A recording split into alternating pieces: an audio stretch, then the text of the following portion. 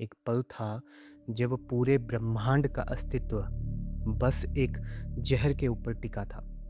वो ज़हर इतना खतरनाक था कि देवता भाग खड़े हुए, राक्षस भाग खड़े हुए और ब्रह्मा खुद सृष्टिकर्ता मदद के लिए चिल्लाए। लेकिन एक था जो रुका और उसने वो ज़हर पी लिया। बात उस वक्त की है जब स्वर्ग के राजा इंद्र को एक श्राप मिला। ऋषि दुर्वासा ने एक फूल माला दी थी आशीर्वाद के साथ। इंद्र ने वो माला अपने हाथी ऐरावत को दे दी। हाथी ने माला कुचल दी। ऋषि को क्रोध आया और दुर्वासा ऋषि ने श्राप दिया, तेरे राज्य की लक्ष्मी चली जाएगी। और सच में चली गई। देवताओं की शक्ति छिन गई, अमृत खत्म हो गया। असुरों ने हमला बोल दिया और देवता हार गए। हारे हुए देवता ब्रह्मा के पास गए। ब्रह्मा ने कहा, विष्णु के पास जाओ। विष्णु ने सुना। विष्णु मुस्कुराए और फिर उन्होंने एक ऐसा उपाय बताया जो सुनकर खुद देवता भी डर गए। विष्णु ने कहा, समुद्र मंथन करो, क्षीर सागर को मथो, उसमें से अमृत निकलेगा। अमृत पियोगे, शक्ति वापस आ जाएगी। लेकिन यहाँ एक पेच था। समुद्र मंथन अकेले नहीं हो सकता था। इसके लिए चाहिए था असुरों की मदद।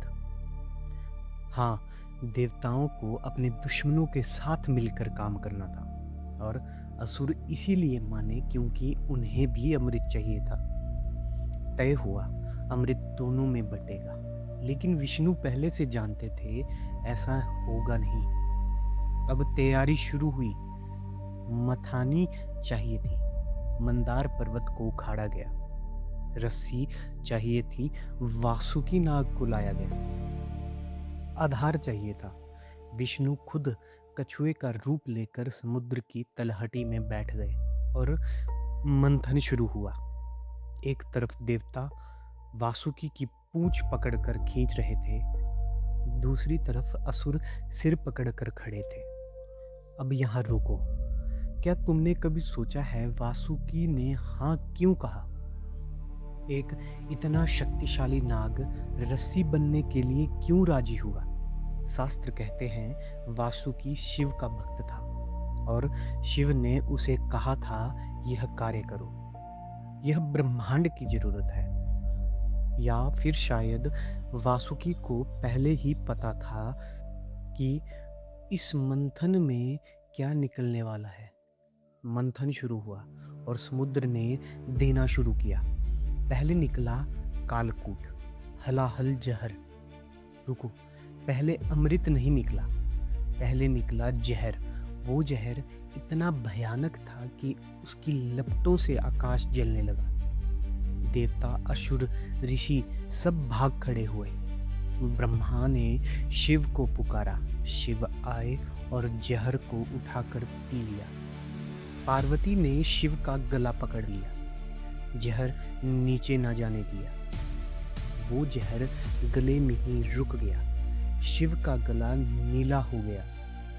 तभी से भगवान शिव को नीलकंठ भी कहा जाता है। जहर के बाद मंथन फिर शुरू हुआ और निकले 14 रत्न, एक एक करके। सबसे पहले कामधेनु, वो गाय जो हर इच्छा पूरी करे। कल्पवृक्ष, वो पेड़ जो हर मांगी चीज दे। कौस्तुभ मणि, विष्णु के सीने का आभूषण। चंद्रमा, हाँ चंद्रमा खुद समुद्र से निकले। शारंग धनुष्य, ऐरावत हाथी। अश्व, धन्वंतरी, वैद्य अमृत का कलश लेकर। रंभा, अप्सरा। पंचजन्य शंख, वारुणी, मदिरा। पारिजात, फूल जो कभी नहीं मुरझाता। लक्ष्मी, साक्षात धन और सौभाग्य की देवी। और अंत में निकला अमृत। 14 रत्न। लेकिन असली रहस्य यहाँ है, जब अमृत निकला, असुरों ने छीन लिया, और तब विष्णु ने वो किया जो किसी ने सोचा भी नहीं था। विष्णु ने रूप बदला, एक दिव्य स्त्री का रूप, मोहिनी, इतनी सुंदर कि असुर अपनी सुध बुध खो बैठे। मोहिनी ने कहा, मैं अमृत बांटूंगी। देवता एक तरफ बैठो और दूसरी तरफ असुरों को बैठने को बोला। असुर मान गए। मोहिनी ने बांटना शुरू किया देवताओं से। तब तक असुर देखते रहे जब तक सारा अमृत देवताओं को नहीं मिल गया। एक असुर था राहु, वो देवताओं की पंक्ति में बैठ गया। उसने थोड़ा अमृत पी भी लिया। सूर्य और चंद्रमा ने पहचान लिया। विष्णु ने सुदर्शन चक्र से उसका सिर काट दिया, लेकिन अमृत पी चुका था, इसीलिए मरा नहीं। सिर बना राहु और धड़ बना केतु, और आज भी राहु और केतु बदला लेते हैं सूर्य और चंद्रमा को ग्रहण लगाकर। सोलर एक्लिप्स और लूनर एक्लिप्स असल में एक अमर असुर के बदले की कहानी है। अब वो सवाल जो तुम्हारे मन में जरूर होगा, क्या ये सब सच में हुआ था? विज्ञान इसे कैसे देखता है? पहली बात, हलाहल जहर। आधुनिक टॉक्सिकोलॉजी में ऐसे कंपाउंड्स मौजूद हैं जो पूरे इकोसिस्टम को डिस्ट्रॉय कर सकते हैं। डीप सी में वॉल्केनिक वेंट्स से निकलने वाली हाइड्रोजन सल्फाइड गैसेस इतने डेंजरस हैं कि वो एक छोटा लीक पूरे मरीन एनवायरनमेंट को मार सकता है। क्या प्राचीन काल में ऐसा कोई जियोलॉजिकल इवेंट हुआ था जिसे लोग ने हलाहल कहकर डिस्क्राइब किया? कुछ रिसर्चर मानते हैं कि हाँ, ऐसा कुछ हुआ था। दूसरी बात, क्षीर सागर, दूध का सागर। लिटरली दूध नहीं था। संस्कृत में क्षीर का अर्थ है मिल्की वे, जैसा सफ़ेद, ल्यूमिनस। कुछ एस्ट्रोनॉमर्स आर्ग्यू करते हैं क्षीर सागर एक्चुअली एक कॉस्मिक नेबुला का डिस्क्रिप्शन है। तीसरी बात, 14 रत्न क्या है? क्या ये सब रियल ऑब्जेक्ट थे या एक कॉस्मिक केमिकल प्रोसेस के बायो प्रोडक्ट्स का पोएटिक डिस्क्रिप्शन है? कुछ वैदिक स्कॉलर का मानना है समुद्र मंथन एक्चुअली एक एंशिएंट आर्कियोलॉजिकल और केमिकल प्रोसेस था, जहां ओशियन सेडिमेंट्स और हर्ब्स को प्रोसेस करके मेडिसिन्स निकाली जाती थी। धन्वंतरी मेडिसिन्स का देवता, इसीलिए मंथन से निकले। लेकिन एक सवाल है जिसका जवाब आज तक नहीं मिला। अमृत गया कहाँ? देवताओं ने पिया, अमर हो गए, लेकिन आज देवता कहाँ हैं? अगर अमृत पीने से सच में अमरता मिलती है तो वो अमर देवता भी कहीं होने चाहिए। कुछ ग्रंथ कहते हैं वो हैं बस किसी और डायमेंशन में, हमारी आंखें उन्हें देख नहीं सकती। और अमृत का वो कलश जो धन्वंतरी लाए थे, क्या वो आज भी कहीं है?